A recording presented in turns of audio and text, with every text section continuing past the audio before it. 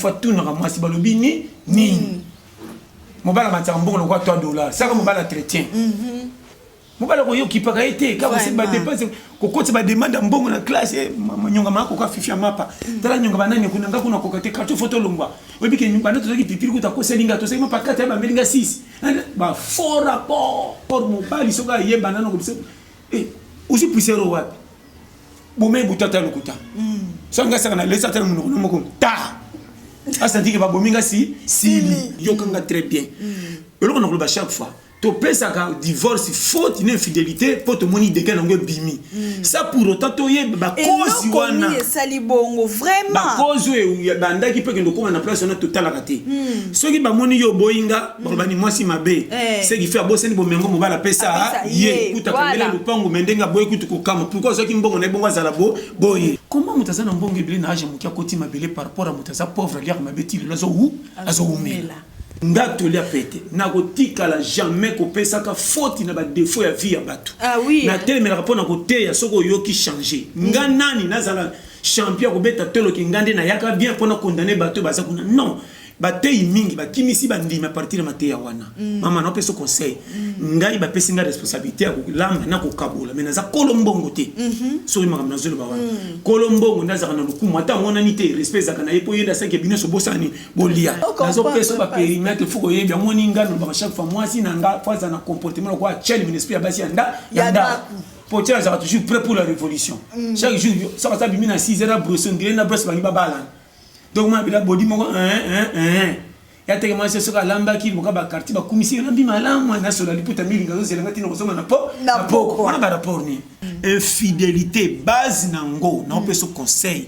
pasteur moko ta ko kateli comme infidélité lokola yibi ko goleka quelque chose bimana basi belé quelque chose bimana basi té et ça ka température bolingo ndenge kuti okokutanga na mbongo ebele mais makam nange beto libako ndimo zonga na famille pauvre moboyi bomengo na nga famille bako sangana ba pesi ofoti tela moi sizo zoba oboyi mobala mbongo ndenge nini soki yokei okosepelisa bango po bazoli ya mbongo na mais yo moko na libalo za mala l'aise mibalo bazoki ndaka ko bota kabana libanda pasteur yebisa biso non mambo infidélité o eza ndenge nini infidélité et otika la aussi la tête tant que mukileza tous les coups sont permis dans le monde mais talaka limite likambo ekokoka na ekokoka te tika sala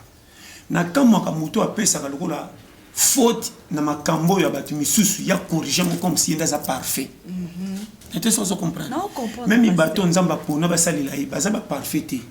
azwa bango ataya bango bazwa forme ya kozwa engagement ko salela ye po yemoka lingi bango selo choix na ye eza lokola olingi mobali moko selo bato bamoni ka zapi ya kere mais lokola olingi otali condition ya vie ozokende to risquer na mobali ona pona ndengo lingi ce que simbi ou s'en sortir ce peut simbi te beaucoup kana faux pour mais les gens linga ki na motema moko siko vie infidélité faut yeba infidélité est à peine à conjoncture la vie et c'est infidélité et ya infidélité mususu ezana ndenge akanisela ki akuti bongote et créer infidélité yona na fo bongola motema bateko combien de fois poti baninga mal à l'aise oya yo bazela baninga komi pressé yeba ko dossier est-ce que ça ko lo fait biloko tu bako kambola faut tala monsieur minene bacheli banani